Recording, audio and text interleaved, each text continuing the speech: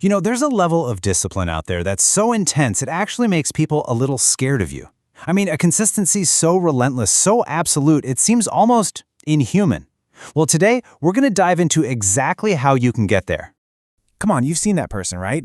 The one who just never fails. They wake up at the same time, every single day, do the same things, and they just don't stop. You see everyone else drop off after a few weeks, but not them. They just keep going. While the rest of us are hitting snooze and making excuses, they're showing up. Now, what if I told you this has almost nothing to do with willpower?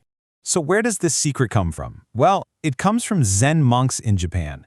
They have this ancient system called Guoji. And what is it? It's a system for continuous practice, without any gaps. It's literally designed to perpetuate itself. I'm telling you, once you get how this works, you are never going to look at goal setting the same way again. It's not about trying harder. It's about a total shift in your identity. All right, let's get into it. To explain this, let's talk about a guy named Raphael. He's a programmer, super smart, great career, but he had this one problem that I think a lot of us can relate to. He just couldn't stick with anything. You know the deal. The gym, meditation, trying to read more. It was always the exact same story. A couple of weeks in, and poof, it's gone. I mean, does this sound familiar to you? That pattern? Monday, you are fired up, total motivation. Then Wednesday rolls around and that little voice starts negotiating, right? Maybe I'll just skip today. And by Friday, it's over. Complete surrender. Just a bunch of empty promises about starting fresh next week.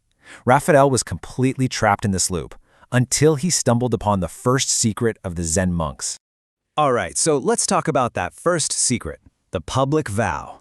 You see, in these Zen temples, they have this one rule that just changes the entire game. Continuous practice without gaps. For literally centuries, a bell rings at 3:30 in the morning, and every single monk gets up. Not 3:25, not 3:35, 3:30. The question, hey, should I get up? It just doesn't even exist in their minds. So why? How is that possible? Well, this is where it gets really interesting. It all comes down to how our brain categorizes a commitment. See, if your brain thinks a commitment is reversible, like you could back out of it, it sees that as an open invitation to start negotiating. But when a commitment is seen as irreversible, your brain just goes, okay, no debate here, it just happens. And that's the key. The monks make their vows totally irreversible. This quote just nails it. Think about it. When a monk takes his vows, he's doing it in front of everyone. He's not just promising to try to meditate. No, he is declaring himself a meditator. It's a fundamental shift in identity. And you know what? The negotiation in his head just stops. Why? Because the person who used to do the negotiating doesn't even exist anymore. So Raphael decides to do the modern version of this.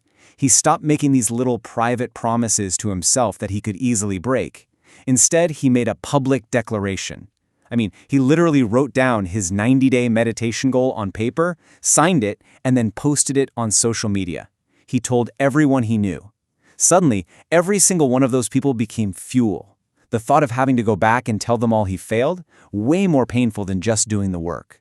And there's some really cool science behind why this works so well.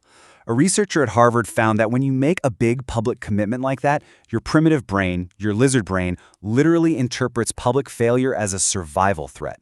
Think about it. Back in the day, for our ancestors, losing status in the tribe could literally mean death.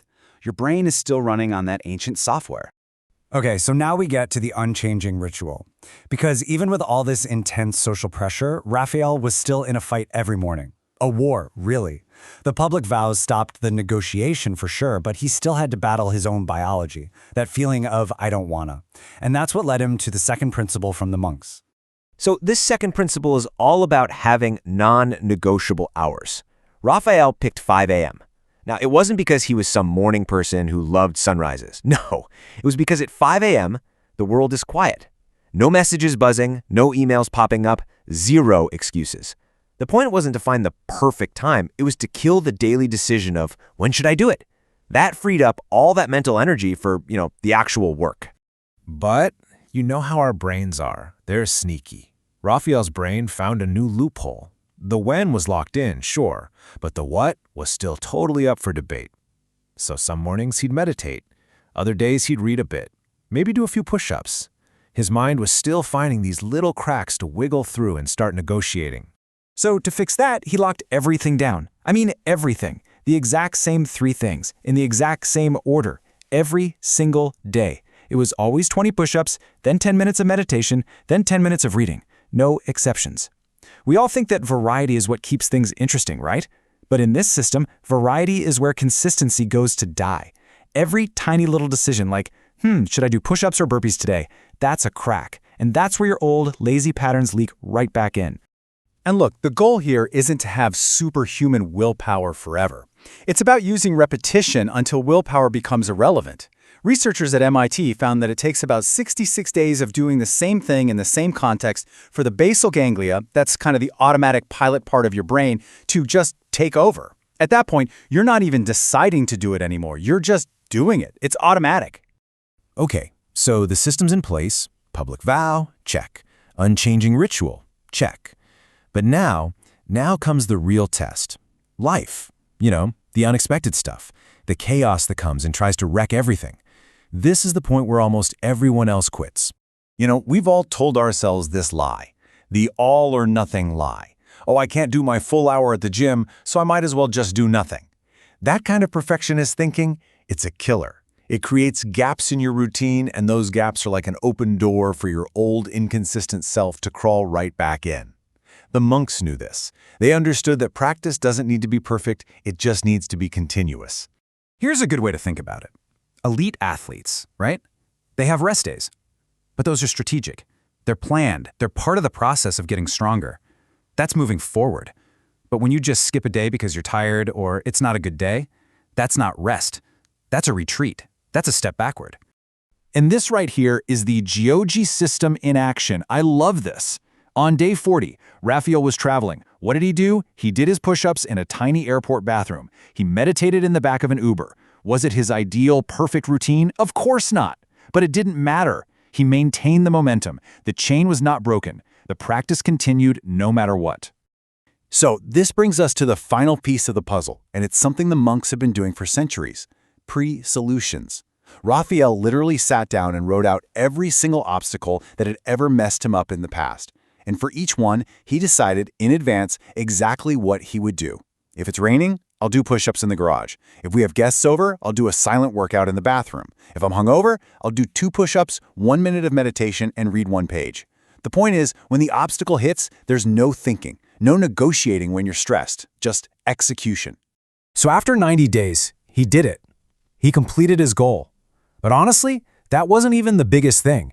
Something much, much deeper had shifted. His friends, I'm not kidding, his friends literally started saying to him, dude, your consistency is scary. And when your discipline starts making other people a little uncomfortable, that's when you know you're really onto something. Let's move to the final transformation. Because, you see, this whole system was never really about just building a habit. It was about something way more profound. It was about completely reshaping who he was. The real goal here, the true endgame of the Guoji system, is to get to a place where you stop being the person who tries to be consistent and you just become the person who is consistent. The action becomes so baked into your identity that the thought of not doing it just feels wrong. It feels alien. So, that leaves us with one final question. This system, it's not just about a little more discipline.